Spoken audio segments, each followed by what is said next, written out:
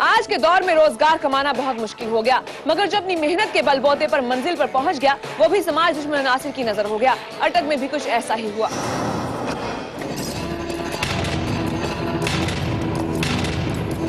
ये कहानी है अटक के मारूफ ताजिर हाजी मोहम्मद अफजाल शहजाद की।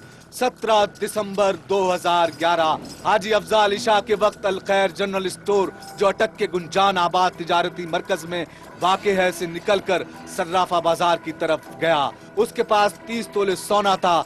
सर्राफा बाजार अटक में कराची ज्वेलर्स से वापस निकले तो उसके बाद उनकी कोई खबर न थी। ईशा की नमाज को काफी वक्त हो गया, हाजी अफजाल अभी तक घर क्यों नहीं लौटा? भाइयों की परेशानी बढ़ने लगी। जिसके बाद उसके मोबाइल पर कॉल की गई, लेकिन मुतअद्दिद बार कॉल करने के बावजूद कोई जवाब नहीं मिला। मगर यह सिलसिला रात 1 बजे तक चलता रहा, जिसके बाद मोबाइल फोन बंद हो गया। मोबाइल फोन के बंद हो जाने पर अहले खाना की परेशानी में इजाफा हो गया। हाजी मोहम्मद अफजाल के चचा, भाई और दीगर अजीज व अकारिब, दोस्त अहबाब हफ्ता और इतवार की दरमियानी शब उसकी तलाश में निकल पड़े।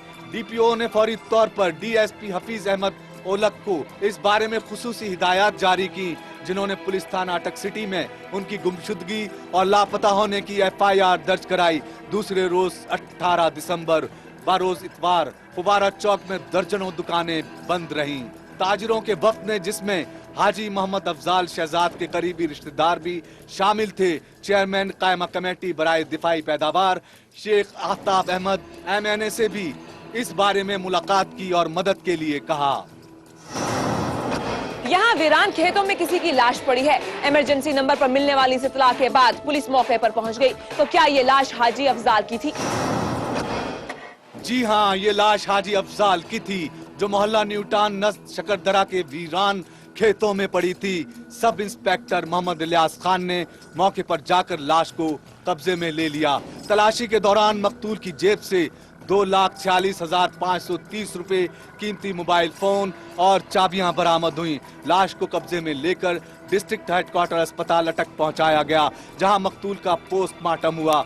पोस्टमार्टम रिपोर्ट के मुताबिक हाजी मोहम्मद अफजाल शहजाद के जिस्म के मुख्तलिफ हिस्सों में 3 गोलियां मारी गई थीं, जबकि मौके से गोलियों के 4 खोल भी मिले, जो ये जाहिर करते हैं कि मकतूल पर 4 फायर किए गए, जिनमें से एक खता हो गया और 3 मकतूल के जिस्म पर मुख्तलिफ हिस्सों पर लगे, जिससे उसकी मौत वाक़ई हुई।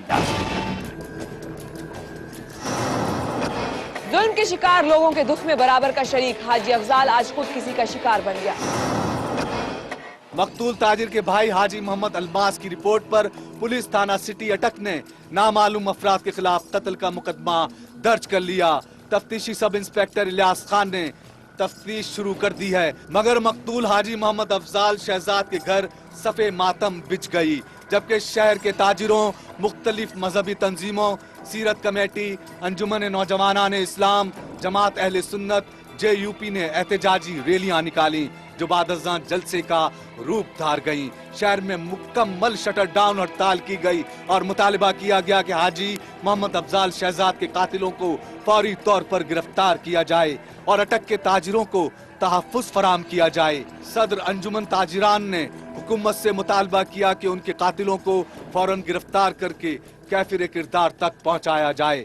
ताजिर हाजी मोहम्मद अफजाल शहजाद के कत्ल के बाद शहर में खौफ व हिरास फैल गया है। पुलिस मसरूफ तफ्तीश है और नामालूम कातिलों की तलाश में है, मगर सवाल यह है कि ताजिर हाजी मोहम्मद अफजाल शहजाद के कातिलों को कौन गिरफ्तार करेगा? उसके यतीम बच्चों, बेवा और लवाहिकीन के आंसू कौन पहुंचेगा? क्या ताजिर के खानदान को इंसाफ मिलेगा? कानून का बोलबाला होगा या फिर ये केस भी फाइलों के मलबे तले दब जाएगा?